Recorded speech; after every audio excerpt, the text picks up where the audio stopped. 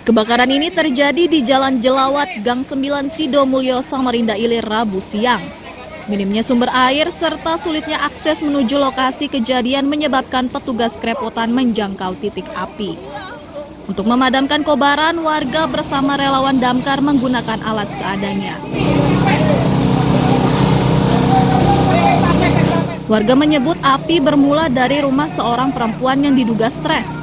Hanya saja mereka tidak mengetahui sebab munculnya kobaran.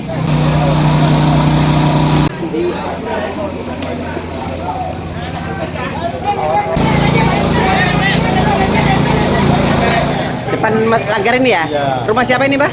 Rumahnya Bapak Ali, tapi orangnya kan sudah minta lagi nih, yang perempuannya, mantan perempuannya yang. Oh, yang tinggal ibu perempuan sendiri? Iya. Sekitar jam berapa tadi, Mbak? Habis. Tahu aku subuh sholat subuh ini.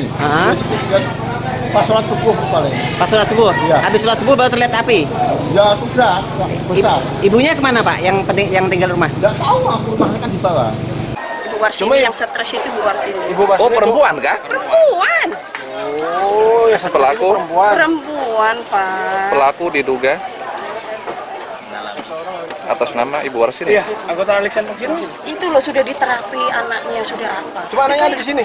Nggak ada, kan anaknya udah menikah. Anaknya di gang botol sana, Pak. Gang botol satu, yang di Daman itu satu. Orangnya agak bleng-bleng yang Orangnya agak stres, Pak. itu.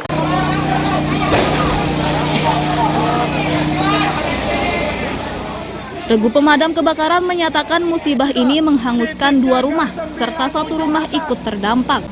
Mereka tak bisa menjangkau titik api karena jalannya terjal dan sempit.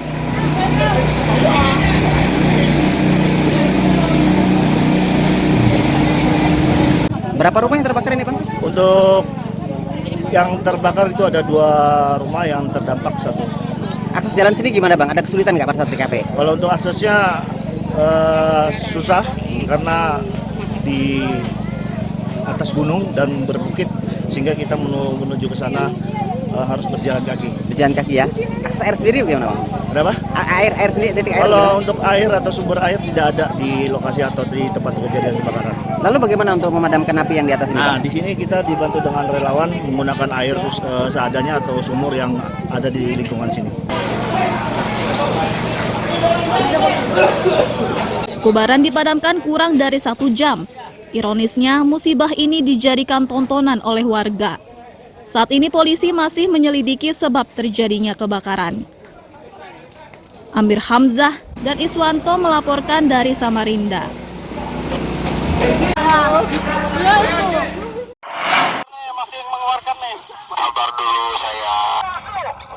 Kebakaran hutan dan lahan di Tanjung Isui dan Tanjung Jan, Kecamatan Jempang, Kutai Barat, masih berlangsung hingga Selasa siang. Petugas yang diterjunkan kewalahan karena lokasinya di beberapa titik.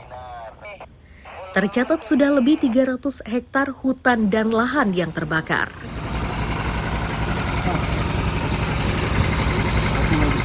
Penata Penanggulangan Bencana BPBD Kubar, Saldas Limbong menyatakan pemadaman dilakukan dengan berbagai cara.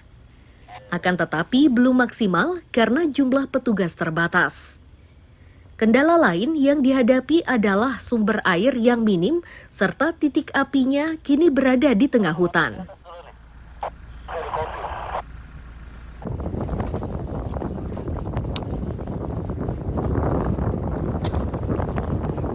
Kira-kira kurang lebih sekitar mungkin ada 300-an hektar lebih lah.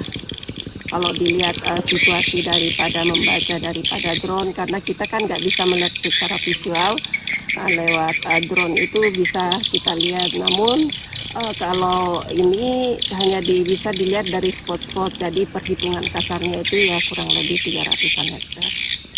Ya bagi tim ya kendalanya itu kan sumber air satu, kemudian luas yang terbakar itu semakin ke dalam dan tidak ada akses ke dalam.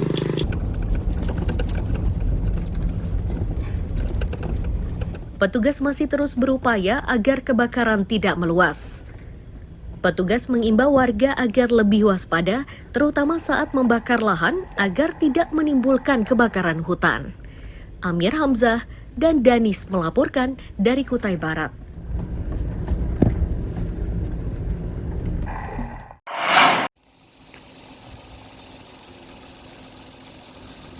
Seperti inilah kondisi hutan dan lahan di Tabalar, Kabupaten Berau pasca terbakar.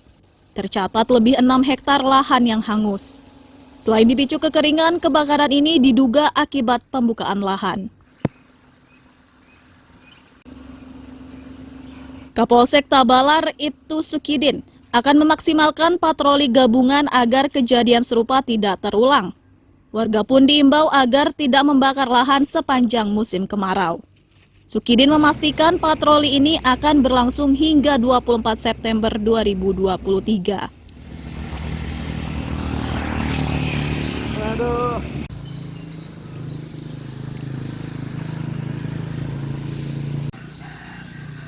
Akan patroli rutin dari kita juga memang ada patroli gabungan dengan BPBD, kemudian masyarakat peduli api dari pihak kita, Bapelisa dan sebagainya. Dia rutin juga tiap hari.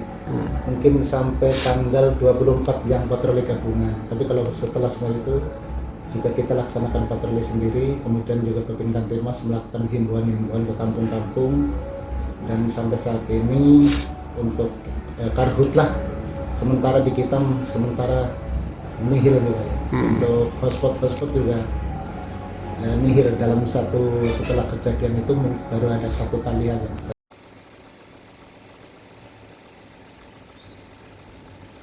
Data Badan Meteorologi, Klimatologi, dan Geofisika pada Rabu 13 September 2023 ditemukan titik panas di Kecamatan Gunung Tabur dan Pulau Derawan. Amir Hamzah dan Miko Gusti melaporkan dari Kabupaten Berau.